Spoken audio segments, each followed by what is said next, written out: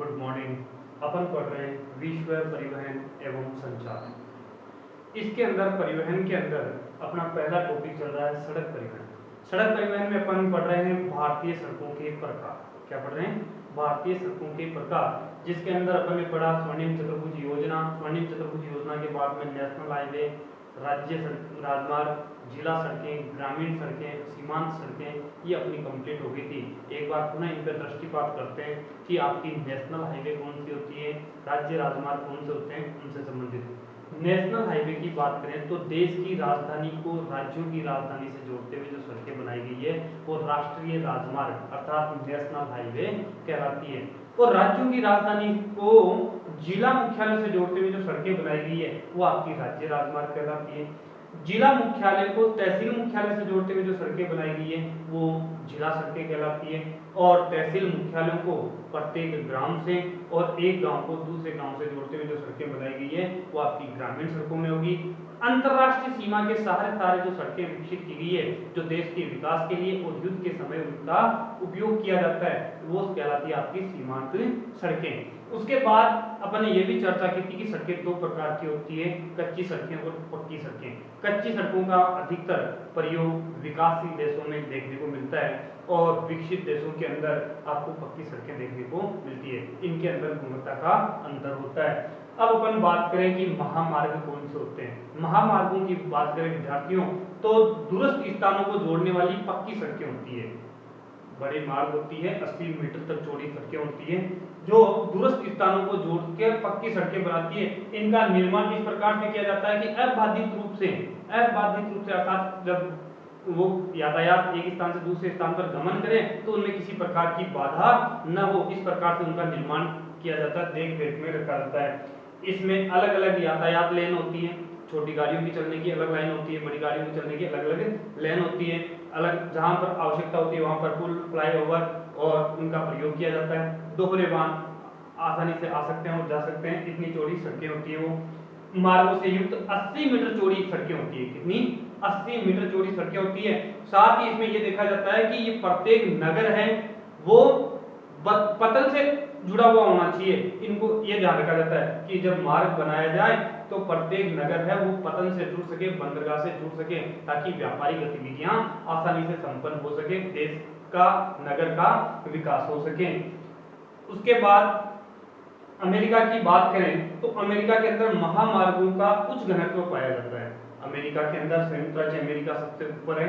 इसके अंदर 0.65 प्रति वर्ग किलोमीटर सड़कों की घनत्व पाया जाता है। सड़कों का प्रत्येक जो नगर है, स्थान है, वो महामार्ग से 20 किलोमीटर से अधिक दूरी पर नहीं है। अर्थात न्यूनतम दूरी है वो 20 किलोमीटर, अधिकतम दूरी 20 किलोमीटर, न्यूनतम मतलब उससे कम दूरी ही हो सकती है।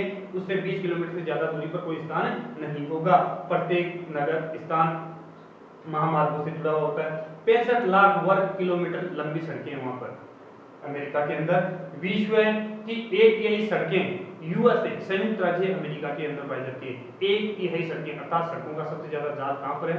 संयुक्त राज्य अमेरिका के अंदर। अफ्रीका महाद्वीप में सड़क परिवहन सर्वाधिक महत्वपूर्ण है। अपन बात करें अधिकतर विकासशील देश और अविकसित देश है वो अफ्रीका महाद्वीप में मिलता है। क्यों? कि वहां पर अभी भी लगभग पिछड़ा वर्ग है और वहां पर सड़क परिवहन सबसे उपयुक्त है। अपन ये नहीं कह सकते कि सबसे विश्व के अंदर सबसे ज्यादा सड़कों का विकास नहीं हुआ है, लेकिन अन्य परिवहन मार्गों की तुलना में सड़क परिवहन वहां पर सबसे अधिक विकसित है, सर्वाधिक महत्वपूर्ण है। यूरोप में मार्गों का सुविकसित जाल है। यूरोप महाद्वीप एक अधिक विकसित देशों का महाद्वीप है कि वहां के जो राष्ट्र अधिकांश विकसित है, क्योंकि वहां पर सबसे पहले औद्योगिक विकास वगैरह देखा गया है और ट्रेन का प्रयोग सबसे ज्यादा करते हैं। लेकिन जो सड़कें बनाई जाती है वह सुविकसित होती हैं, उनमें किसी प्रकार की कोई कमियां नहीं होती, क्योंकि उनकी जो निर्माण लागत है वो बार बार खर्च न हो। लेकिन रेल मार्ग और जल मार्गों का सबसे अधिक प्रयोग करते हैं, क्योंकि वो अधिकतर औद्योगिक नगर है। औद्योगिक नगर होने के कारण कच्चे माल को लाने के लिए, तैयार माल को वापस बाजारों तक पहुंचाने के लिए अधिकतर वो रेलों का प्रयोग करते हैं और जल मार्गों का प्रयोग करते हैं। ऐसे नहीं कि भारत की तरह पैसेंजर को एक स्थान से दूसरे स्थान पर ले जाने का काम करें, वहां पर रेल मार्गों का अधिकतर प्रयोग है व्यापारिक कार्यों के लिए किया जाता है और इसलिए सड़क परिवहनों का प्रयोग कम होता है उनकी तुलना में। चीन के अंदर सड़क परिवहन सबसे अधिक महत्वपूर्ण है। यहाँ 15 लाख किलोमीटर लंबी सड़कें हैं। यहाँ महामार्ग मुख्य रूप से नगरों को जोड़ता है। चीन की बात करें तो चीनों के अंदर सबसे अधिक सड़कें हैं, 2 नंबर पे आता है और सबसे अधिक जो सड़कें हैं वो प्रत्येक नगरों को जोड़ती है तथा क्रिस क्रॉस करती है, अर्थात मार्ग है वो आपस के अंदर क्रॉस भी करते हैं, एक मार्ग को दूसरे मार्ग से जोड़ता है ताकि एक मार्ग है वो दूसरे मार्ग से आसानी से जुड़ सके और आसानी तक वहां तक जाया जा सके। फिर भारत की बात करें तो भारत है सड़क मार्गों की अंदर विश्व में 3रा स्थान रखता है भारत है, लेकिन उनकी गुणवत्ता कमजोर है। अभी भी भारत में इतनी अच्छी विकसित सड़कें नहीं है। सड़कों की लंबाई के आधार पर भारत का 3रा स्थान है, लेकिन गुणवत्ता में कमी है। यहाँ पर 14.6 लाख वर्ग किलोमीटर लंबी सड़कें हैं, सड़कों की कुल लंबाई है। कच्ची व पक्की सड़कों की कुल लंबाई 33 लाख वर्ग किलोमीटर की है तथा नेशनल हाईवे की संख्या, भारत के अंदर जो राष्ट्रीय राजमार्ग बनाए गए हैं उनकी कुल संख्या है 230। कितनी है? 230। और भारत का सबसे व्यस्तम राजमार्ग कौन सा है? National highway number 8। कौन सा है? National highway number 8। लेकिन अपन बात करें नेशनल हाईवे नंबर 7 है भारत का सबसे लंबा राष्ट्रीय राजमार्ग है जो वाराणसी से कन्याकुमारी को जोड़ता है।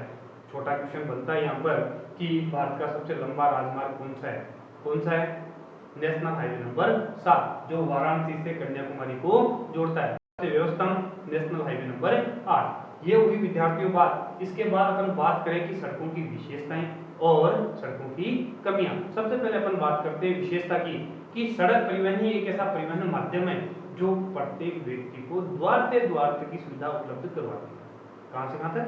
द्वार से द्वार। क्योंकि अपन को पता है कोई भी परिवहन मार्ग क्यों ना हो आपको घर तक छोड़ता नहीं है, घर तक नहीं आता है, लेकिन सड़क है वो आपके घर तक नहीं आती है।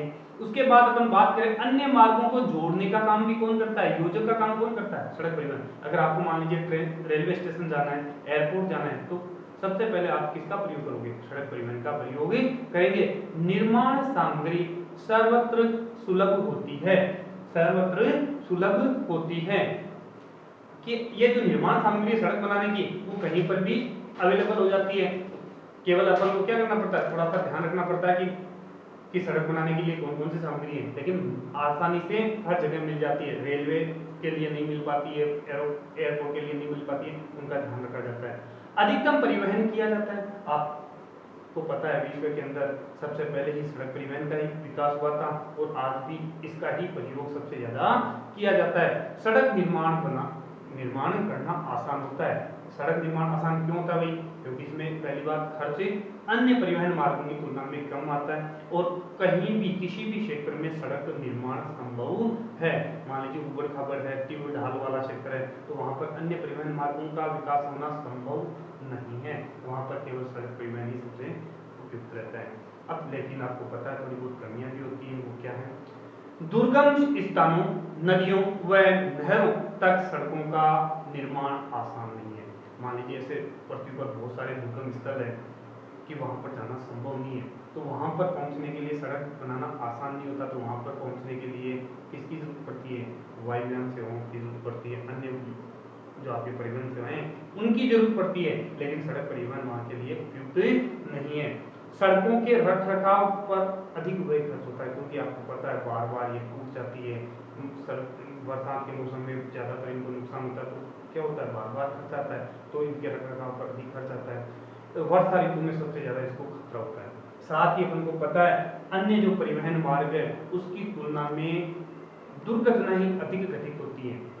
रेल परिवहन पर दुर्घटनाएं तो हो जाती हैं, लेकिन सड़कों की दुर्घटनाओं की संख्या अधिक मिलेगी अन्य परिवहन मार्गों की अपेक्षा, इसलिए थोड़ा सा ध्यान में रखा जाता है।